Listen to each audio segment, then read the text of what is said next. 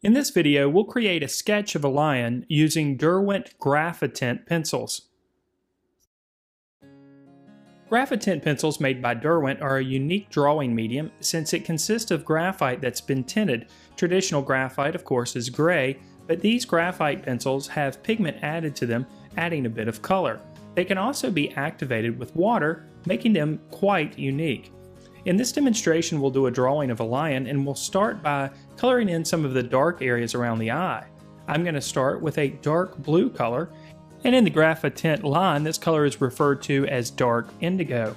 I'm going to create a natural black here. Instead of going straight to the black pencil, we will be using a black pencil later on, but we're going to start off with layering dark blue and dark brown. And the dark brown that I'm layering here is actually referred to as cool brown. And then in the iris portion of the eye, I'll layer over the top with a bit of sage. Now we're ready to do our first activation, and as I mentioned earlier, Graphitint pencils can be activated with water.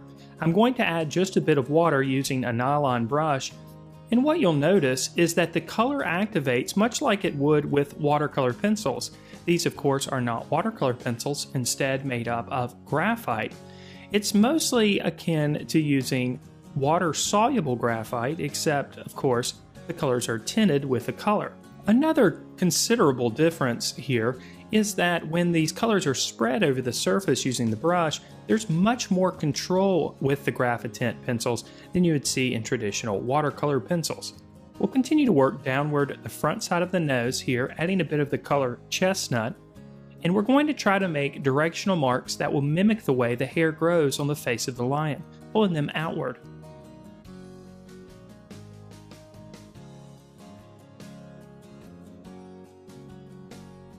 Now, you can allow some of the textural marks produced by the pencil to show through your finished work if you want. This is an added versatility to this medium.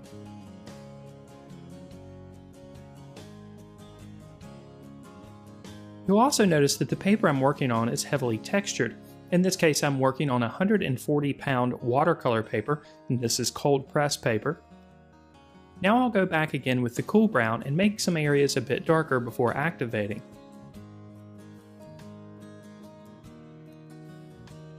Again, we haven't quite started to use the black at this point, but we will eventually. Now we're ready to activate these colors, and you can see how much the color does change when water is added to it.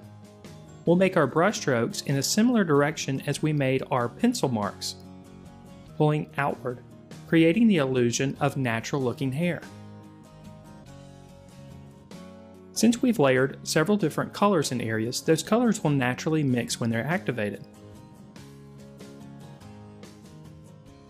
One noticeable characteristic of this medium is that once colors are activated, they're brilliant and bold. Over time, as they begin to dry, they start to fade a bit. It's important to keep this in mind as you use the medium, because you might have to make several applications in an area to make the color as brilliant as you'd like it to be. Next, we're going to use a bit of the color sage, which is actually a yellow-green, and this will mix with the colors on the surface and create a natural-looking yellow. A limitation to the Graphitint pencils is because they are mixed with graphite, some of the colors are not available.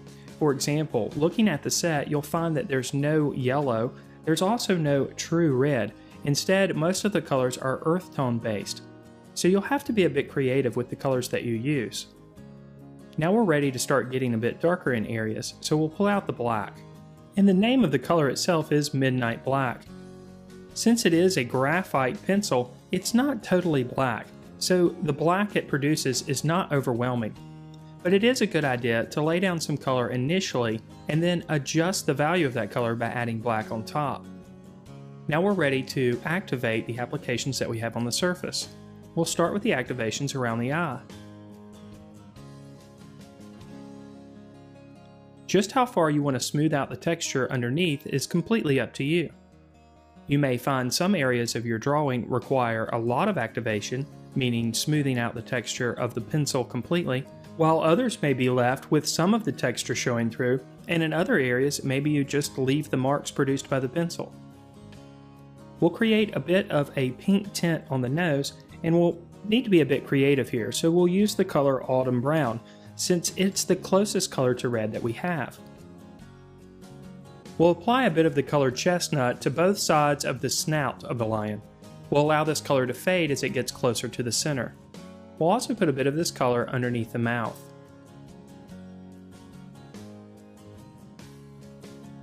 Around the edges of the face of the lion, we'll make broader strokes to help mimic the illusion of the mane. Again, we're using the color chestnut initially. Because the color and value of the hair will be a bit darker and more intense around the face, we'll put a bit more pressure on the pencil as we apply it in these locations.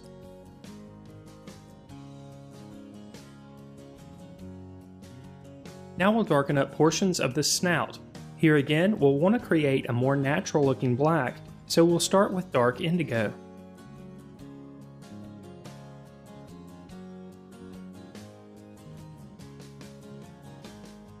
Again, we'll layer over the top of that with cool brown.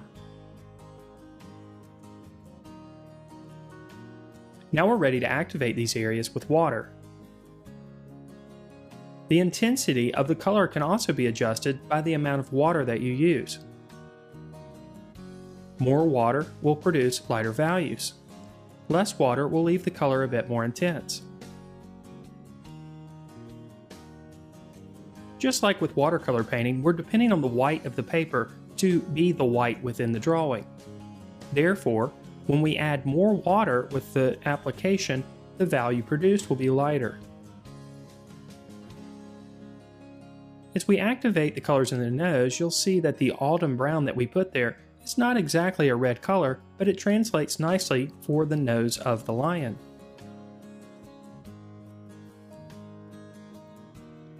With a bit of the Graphitint material on the brush, it can be pulled in other locations as well, creating light applications. With just a small amount of water on our brush, we can pull down the color underneath the mouth to create the illusion of hair. These subtle changes in contrast and value will go a long way to create that illusion. Moving onward, we're ready to activate the colors around the mane. Here again, we'll pull the brush strokes outward to help mimic the illusion of hair. You can clearly see that in areas where we heavily applied the Graphitint pencil, once activated, the color remains strong and brilliant. We'll activate a fair amount of the material on the surface, but we will still allow some of the pencil strokes to show through.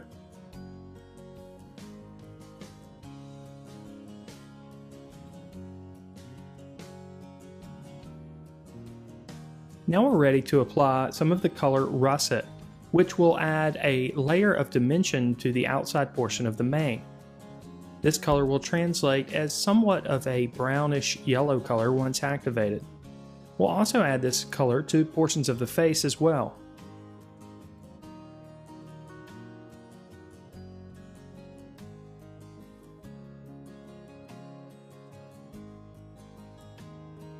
When we activate this color, we can see that there is a slight contrast between the chestnut color that we previously added and the russet color. Since we made broad strokes with our pencil as we apply the material, we'll make broad strokes with the brush as we pull the color out. We'll also activate the areas of russet that we added to the face as well. For added contrast, we'll start to darken up some of the areas of darker value around the mane. Again, we'll use midnight black for this, but we're using the black only after we've got a bit of color on the surface. This will make the value of the color on the surface darker rather than that area becoming overwhelmed with the black application.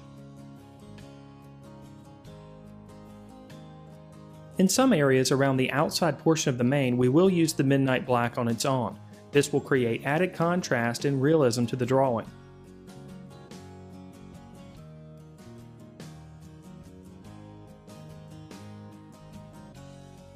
Once these areas are activated, you can notice how dark the value becomes.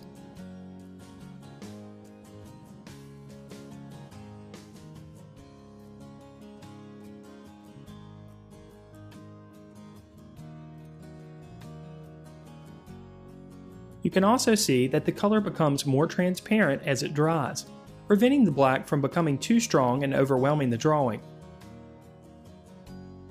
will allow the edges of the mane to fade into the background in this particular image. So a bit more water is added to the brush to create this effect.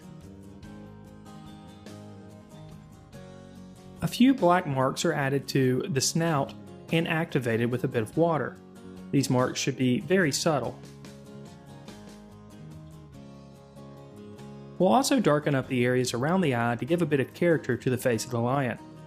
A heavy application of the color russet is used to create this effect, and then again activated with water.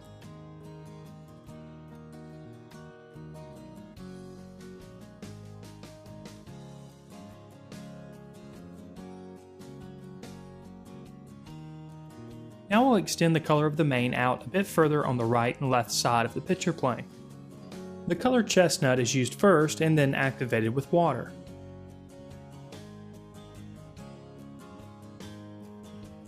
We'll allow this application to become looser as it extends away from the focal point of the face.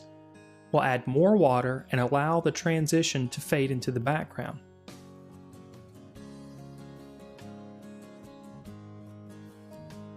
A bit more chestnut is added to fill in the top portion of the mane, and then again activated with water. And then for some added contrast, we'll add midnight black around the bottom edge of the lion's mane.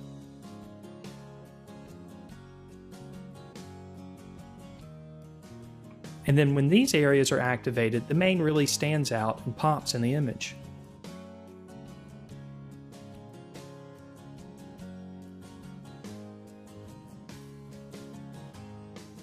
And then once all the areas in the drawing have been activated to our satisfaction, the drawing is complete. I hope you enjoyed this sketch of a lion using Graphitint pencils.